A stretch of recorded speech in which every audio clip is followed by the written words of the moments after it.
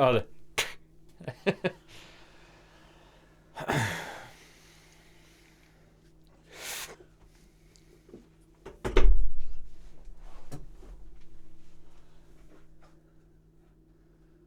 What are your memories of the Vietnam War?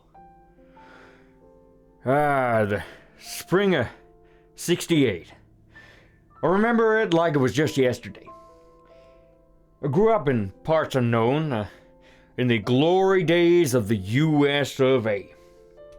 The smell of daffodils and wheat fields on a warm, beautiful day.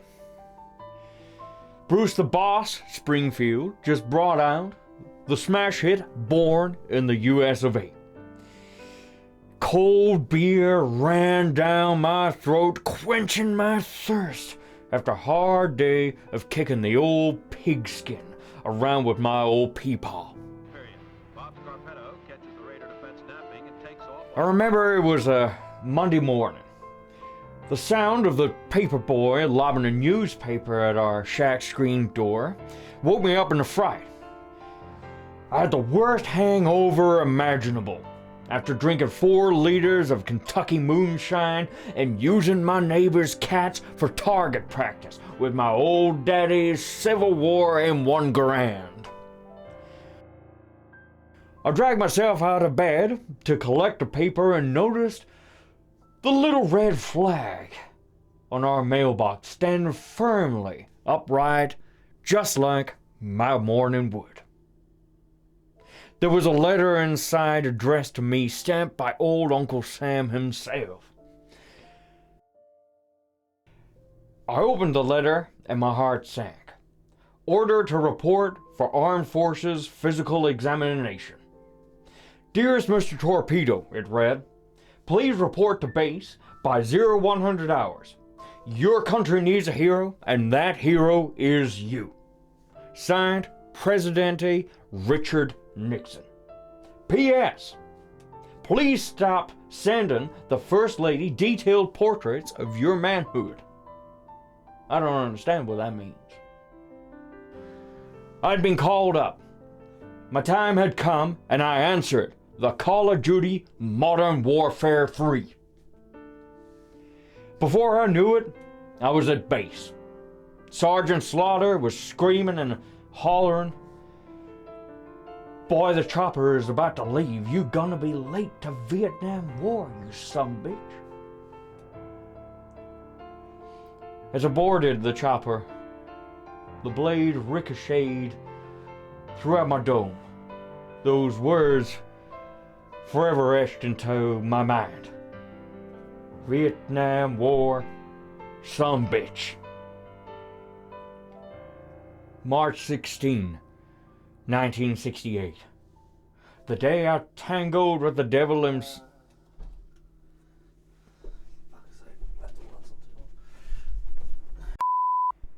March 16th, 1968. The day I tangled with the devil himself. The day I set foot in Vietnam War. The humid, thick, stinking air. The mosquitoes, the little Chinese men and Japanese cuties running around in their little Korean pointy rice helmets. An order had come down from Nixon himself. Charlie Company, 1st Battalion, 20th Infantry, also known as Torpedo Force, is to haul ass to Pinkville and wipe out every damn civvy there is inside. It was me, Major Alan Dutch Schaefer, the Predator, Carl Weathers, and Jeff, the Ice Cream Man. The elite, the elite. What I would like to call the creme de la creme. The big boys, as I like to say to my friends. We piled into the Huey and set our sights on the ensuing battleground that lay before us. Smoking some Vietnam grass, some old China white, snorting some Colombian marching powder, if you will, drinking a case of good old Bud Light to soothe our nerves. And that it goddamn did.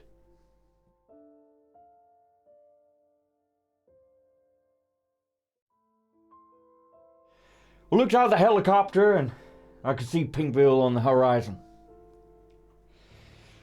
The chopper hit the ground, throwing all of us onto the dirt. We loaded up and marched in stealthily towards the villagers. There was a 3-year-old boy playing fetch with his little doggy, oblivious to the oncoming onslaught. I remember him throwing the ball, and the ball seemed like it traveled through the air for a lifetime as the sound of an M16 thundered through the air. The little Chinese boy had a hole you could fit a pigskin through in his head. Old Dutchy boy had blown his ass away. The boy's dying words still echo through my mind. Why, Mr. Torpedo? Why? No sooner than that, the little Thai boy hit the ground. And it was fucking pandemonium, man.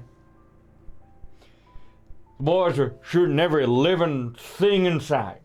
Blood and guts and arms and legs and heads and all kinds of matter exploding onto the soil before me.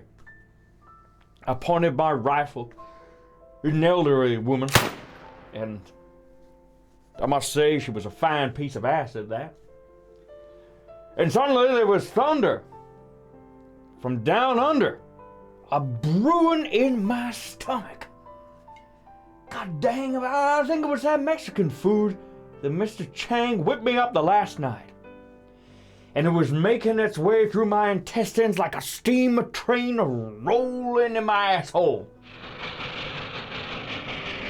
I knew I really needed to make a doo-doo in the distance, and in the distance, I saw a barn. In the distance. I ran as fast as I could. One hand on my rifle, one hand clenching, holding my butt cheeks together to stop the ensuing shitstorm that was making its way through my body. Say, you ever pooped your pants? One time, that's all. Our commander rolled through the barn door as an explosion went off to my right. The ringing through my ears was nothing compared to the stinging of my ringhole.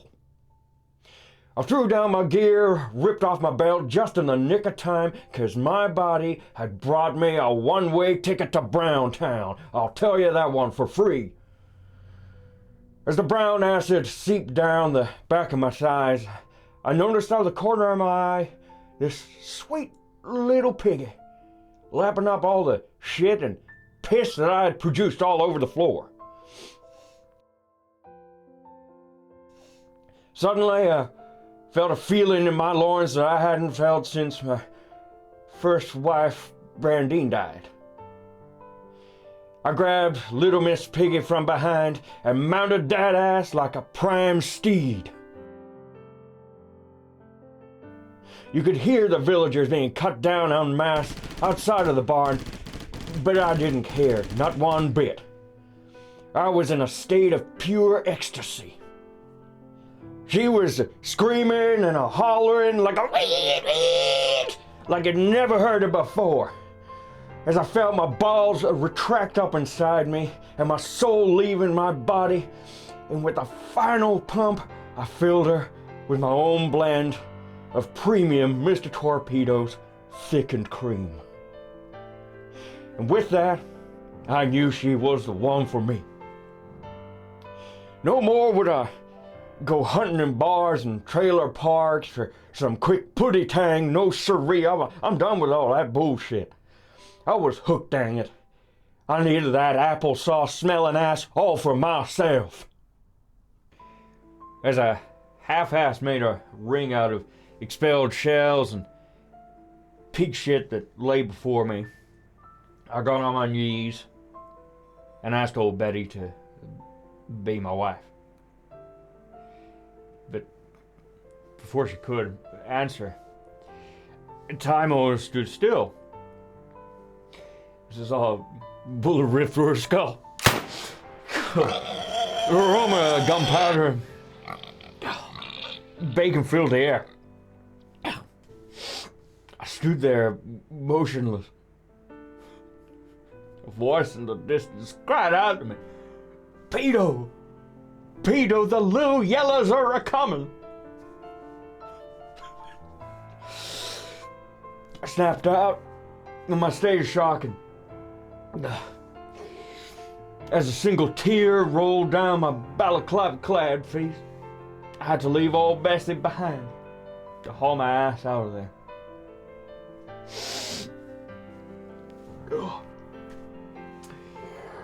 We jumped into the heli.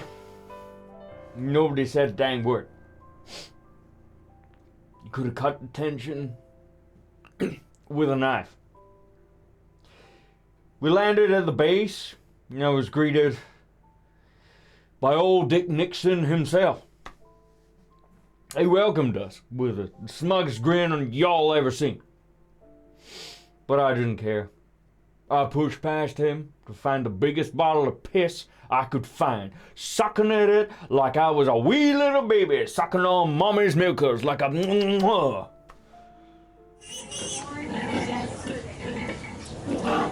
I haven't stopped drinking to this day. I completed my tour duty and was headed back to God's country.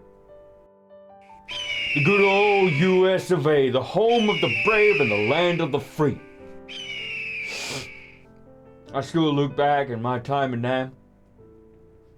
The man we lost, the brothers that remained forever young, and of course that sweet sultry swine, Bessie, the love of my life. War. War never changes. But men do. Through the roads they walk.